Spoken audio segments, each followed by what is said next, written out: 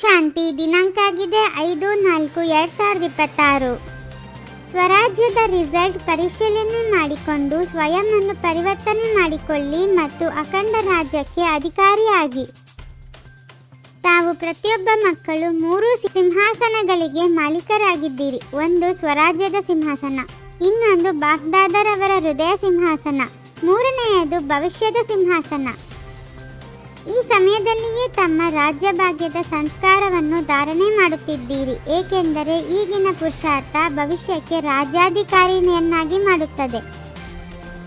ಭವಿಷ್ಯದ ವಿಶೇಷತೆಯೇ ಆಗಿದೆ ಒಂದು ರಾಜ್ಯ ಇರುವುದು. ಅಂದಾಗ ಈಗಿನ ಅಭ್ಯಾಸ ಭವಿಷ್ಯದಲ್ಲಿ ನಡೆಯುತ್ತದೆ. ಈಗ ಸ್ವರಾಜ್ಯವಿದೆಯೇ ಎಂದು ಚೆಕ್ ಮಾಡಿಕೊಳ್ಳಿ. ಈಗಿನ ಯಾವುದೇ ಕೊರತೆ ಭವಿಷ್ಯದ ಸಂಪೂರ್ಣ ರಾಜ್ಯಕ್ಕೆ ಅಧಿಕಾರಿಯಾಗಲು ಸಾಧ್ಯವಿಲ್ಲ. ಬಹಳ ಕಾಲದ ಈ ಸ್ವರಾಜ್ಯದ ಅಭ್ಯಾಸ ಭವಿಷ್ಯಕ್ಕೆ ರಾಜ್ಯಕ್ಕೆ ಅಧಿಕಾರಿಯನ್ನಾಗಿ ಮಾಡುತ್ತದೆ. ಈಗ ಒಂದು ವೇಳೆ ಬಹಳ ಕಾಲದ ಪುರುಷಾರ್ಥವಿಲ್ಲವೆಂದರೆ ಪ್ರಾರಬ್ಧ ಕಡಿಮೆ ಸಿಗುತ್ತದೆ. ಆದ್ದರಿಂದ ಬಾಗ್ದಾದ ಸಮಯ ಪ್ರತಿ ಸಮಯ ಈ ಅಟೆನ್ಷನ್ ಅನ್ನು ಸೆಳೆಯುತ್ತಿದ್ದಾರೆ.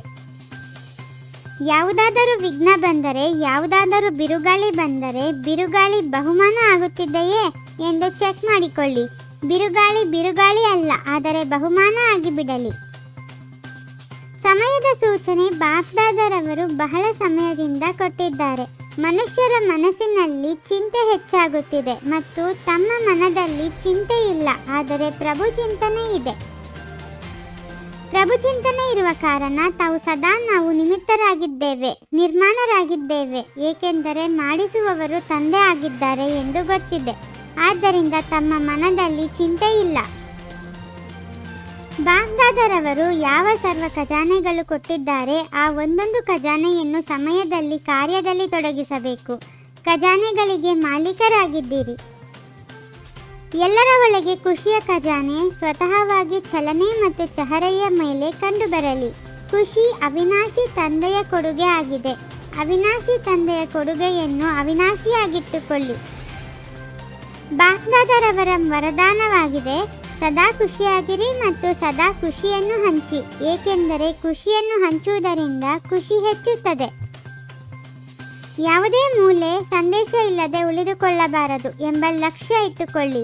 ಇದರಲ್ಲಿ ತಮ್ಮ ಪುರುಷಾರ್ಥವೂ ಚೆನ್ನಾಗಿ ಆಗುತ್ತದೆ ಮತ್ತು ಆತ್ಮಗಳ ಕಲ್ಯಾಣ ಆಗುತ್ತದೆ. ಮನಸ್ಸ ಆಗಿರಲಿ, ವಾಚ ಆಗಿರಲಿ, ಚಲನೆಯಿಂದ ಸೇವೆಯ ಗತಿಯನ್ನು ಹೆಚ್ಚಿಸುತ್ತಾ ಹೋಗಿ. ತಮ್ಮ ರಾಜ್ಯವನ್ನು ಸಮೀಪ ತರುತ್ತಾ ಹೋಗಿ. ತಮಗೆ ದುಃಖಮಯ ಪ್ರಪಂಚ ಬದಲಾವಣೆ ಆಗಿ ಸುಖಮಯಿ ಪ್ರಪಂಚ ಬರಲೇಬೇಕು ಎಂಬ ಉಮ್ಮಂಗವಿದೆ. ಅಂದಾಗ ಈ ದುಃಖ ಅಶಾಂತಿಯ ವಿನಾಶವಾಗಲು ಪರಿಸ್ಥಿತಿಗಳು ಬದಲಾವಣೆ ಆಗುತ್ತಿದೆ. ಈಗ ಬಹಳ ಸಮಯ ಕಳೆದು ಹೋಗಿದೆ, ಬಹಳ ಸ್ವಲ್ಪ ಸಮಯ ಉಳಿದಿದೆ. ಆದ್ದರಿಂದ ಪುರುಷಾರ್ಥವನ್ನು ತೀವ್ರ ಮಾಡಬೇಕು. ತೀವ್ರ ಪುರುಷಾರ್ಥಿ ಮುಂದುವರಿಯುತ್ತಾರೆ, ನಡೆಯುವುದಿಲ್ಲ, ಹಾರುತ್ತಿರಬೇಕು. ಹಾರುವ ಕಲೆಯ ಪುರುಷಾರ್ಥ ಮಾಡಿದರೆ ತಂದೆ ಆಸ್ತಿ ತಡವಾಗಿ ಬಂದಿದ್ದರೂ ಸಹ ಪೂರ್ತಿ ತಮ್ಮ ಅಧಿಕಾರವನ್ನು ತೆಗೆದುಕೊಳ್ಳಬಹುದು. ಪ್ರತಿಯೊಂದು ಸೆಕೆಂಡ್ ಖುಷಿಯಾಗಿರಬೇಕು. ಸ್ವರಾಜ್ಯಾಧಿಕಾರಿಯಾಗಿ ಸ್ವರಾಜ್ಯದ ರಿಸಲ್ಟ್ ಚೆಕ್ ಮಾಡಿಕೊಳ್ಳಿ. ಚೆಕ್ ಮಾಡಿಕೊಳ್ಳುವುದರಿಂದ ಯಾವುದೇ ಕೊರತೆಯನ್ನು ಬಹಳ ಸಮಯದಿಂದ ಚೇಂಜ್ ಮಾಡಿಕೊಳ್ಳಬೇಕು. ಯಾರು ಅಮೃತ ವೇಳೆಯ ಶಕ್ತಿ ವಿಶೇಷ ವರದಾನವನ್ನು ಸ್ವೀಕಾರ ಮಾಡುತ್ತಾರೆ ಅವರು ವಿಶೇಷ ತೀವ್ರ ಪುರುಷಾರ್ಥಿ ಆಗುತ್ತಾರೆ.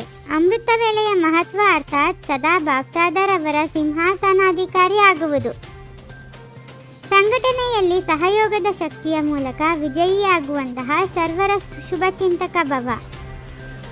ಒಂದು ವೇಳೆ ಸಂಘಟನೆಯಲ್ಲಿ ಪ್ರತಿಯೊಬ್ಬರೂ ಒಬ್ಬರಿಗೊಬ್ಬರ ಸಹಯೋಗಿಗಳು ಶುಭಚಿಂತಕರಾಗಿದ್ದರೆ ಸಹಯೋಗದ ಶಕ್ತಿಯ ಮುತ್ತಿಗೆಯು ಬಹಳ ಚಮತ್ಕಾರ ಮಾಡಬಹುದು. ಯಾವುದೇ ಇಚ್ಛೆಯು ಒಳ್ಳೆಯವರನ್ನಾಗಿರಲು ಬಿಡುವುದಿಲ್ಲ. ಆದ್ದರಿಂದ ಇಚ್ಛಾ ಮಾತ್ರ ಅವಿದ್ಯೆ ಆಗಿರಿ.